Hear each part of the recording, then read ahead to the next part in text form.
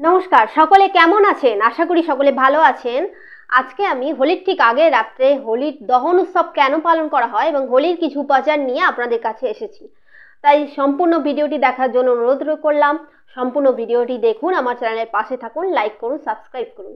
এবছর 2025-এ হোলি পড়েছে 13ই মার্চ। প্রাচীনকালে হিরণ্যকাশ্যপ নামে এক অত্যাচারী রাজা ছিলেন। তিনি তার ক্ষমতা বলে সমগ্র পৃথিবীকে পাতালের নিচে ডুবিয়ে রেখেছিলেন। তাকে হত্যা করার জন্য 10 অবতারের এক অবতার বড় অবতার অবতীর্ণ হয়েছিল। এই হিরণ্যকাশ্যপের পুত্র ছিলেন হিরণ্যকশিপুর। তিনিও পিতার মতো অত্যাচারী ছিলেন এবং তিনি অমর হওয়ার বর পেয়েছিলেন। অমর হওয়ার বর পাওয়ার পর তিনি আর অত্যাচারী হয়ে উঠলেন এবং তিনি সমগ্র রাজ্যে ঘোষণা করলেন শুধুমাত্র তারই পূজা হবে এবং বিষ্ণুর উপাসনা যদি কেউ করে তার রাজ্যে তাকে হত্যা করা হবে। এদিকে তার নিজের পুত্র প্রহ্লাদই ছিলেন বিষ্ণুর পরম ভক্ত। প্রহ্লাদকে হত্যা করার নানা রকম পন্থা অবলম্বন করেও যখন তিনি ব্যর্থ হলেন, তখন তিনি তার বোন হোলিকাকে ডেকে পাঠালেন। হোলিকার কাছে এক বিশেষ ক্ষমতা ছিল, আগুনে তিনি পুড়তেন না। হোলিকা ছোট্ট প্রহ্লাদকে কোলে নিয়ে আগুনের মাঝখানে বসে পড়লেন। প্রহ্লাদ আগুনের মাঝে বসে বিষ্ণুর নাম স্মরণ করতে লাগলেন। বিষ্ণু ছিলেন পরম লীলাময়, তিনি সমস্ত খেলাকে এক নিমেষে পাল্টে দিতে পারেন। যেটা হলো সেটা হলো হোলিকার মৃত্যু হলো আগুন জ্বলে ওঠার পর, কিন্তু প্রহ্লাদ জীবিত অবস্থায় আগুন থেকে বেরিয়ে এলেন। এর থেকে আমরা যে সংকেত পাই, যে ইঙ্গিত পাই, তা হলো হোলির দহনে যদি কোনো কিছু পোড়ানো হয় তাহলে সেই নেগেটিভ শক্তির বিনাশ হয়, পজিটিভ শক্তি কখনো বিনাশ হয় না। যা ঈশ্বরীয় শক্তি তা কিন্তু জেগে থাকে, তার জাগ্রত হয়, তার জিত হয়।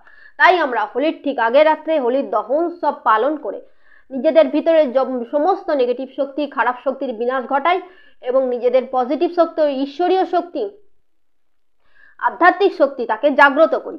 আজকে আমি আপনাদের কাছে দুটি উপাচার নিয়ে এসেছি হোলির দহনে প্রজ্বলিত আগুনে যেটা করলে সেটা কাজ হবে সেটা নিয়েও এসেছি। একটা হচ্ছে শনির উপাচার আর একটা হচ্ছে রাহুর উপাচার।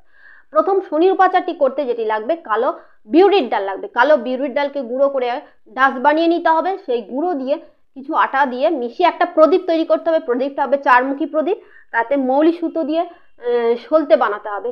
এবার এই প্রদীপ জ্বালিয়ে তার মধ্যে কি কি দিতে হবে, সর্ষের তেল এবং কালো সর্ষে দিয়ে প্রদীপ জ্বালাতে হবে এবং তা হোলির দহন যেখানে হচ্ছে সেখানে নিয়ে গিয়ে 7 বার প্রদক্ষিণ করতে হবে। নীলাঞ্জন সমাভাস্যং রবিপুত্রং যমাগ্রজং ছায়া মার্তণ্ড সম্ভূতং তং নমামি শনিশ্চরায়।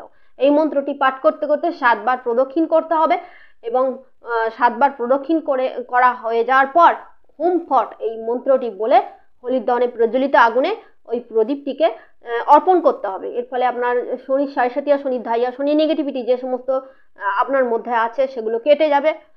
2025 29 মার্চ শনি কিন্তু রাশি পরিবর্তন করতে চলেছে। তাই যাদের শনি সাড়ে ঢাইয়া শুরু হতে চলেছে তারা অবশ্যই এই উপাচারটি করুন। আরেকটা হচ্ছে রাহুর উপাচার। রাহুর উপাচার করতে যেটা লাগবে, একটা কালো পাথরের টুকরো লাগবে এবং কুলত্ত কলাই লাগবে। কালো পাথরের টুকরোটা আগে থেকে গরম করে রাখবেন। এবার একটা মাটির পাত্র জোগাড় করবেন, তাতে কালো পাথরের টুকরো, কুলত্ত কলাই এবং আবির অভ্র দিয়ে ঠাকুর ঘরে বসে 108 বার ওইং রিং রাঘবে এই মন্ত্রটি বলে ওই পাত্রটিকে সিদ্ধ করে নিতে হবে। এরপর হোলির দহনে প্রজ্বলিত আগুন যেখানে জ্বলছে সেখানে নিয়ে গিয়ে ওই পাত্রটিকে অর্পণ করে দিতে হবে। এর ফলে আপনার রাহুর প্রভাব, রাহু কি করে কোনো মানুষকে ধীরে ধীরে মারে, তাকে একবারে শেষ করে দেয় না। এই সমস্ত রাহুর যে সমস্ত খারাপ প্রভাব আছে সেগুলো কিন্তু আপনার জীবন থেকে দূর হয়ে যাবে।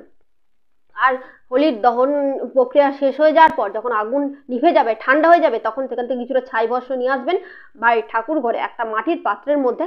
সেটা সারা 1 বছর পরবর্তী হোলির দহন না হওয়া পর্যন্ত রেখে দিন। এর ফলে বাড়ি কিন্তু সমস্তভাবে সুরক্ষিত থাকবে, নেগেটিভ এনার্জি থেকে সুরক্ষিত থাকবে এবং বাড়ির চারিদিকে ওই ছাই ভস্ম ছড়িয়ে দিন। হোলির দহন কিন্তু প্রচন্ড শক্তিশালী, যে কোনো কাজ কিন্তু এই হোলির দহনে সিদ্ধ হয়। হোলি পালন করুন, নিজেদের বাহ্যিক দিককে রাঙিয়ে নেবেন না, নিজেদের অন্তরের অন্তরাত্মাকেও রাঙিয়ে তুলুন হোলির রঙে। সবাই ভালো থাকুন, সুস্থ থাকুন। নমস্কার।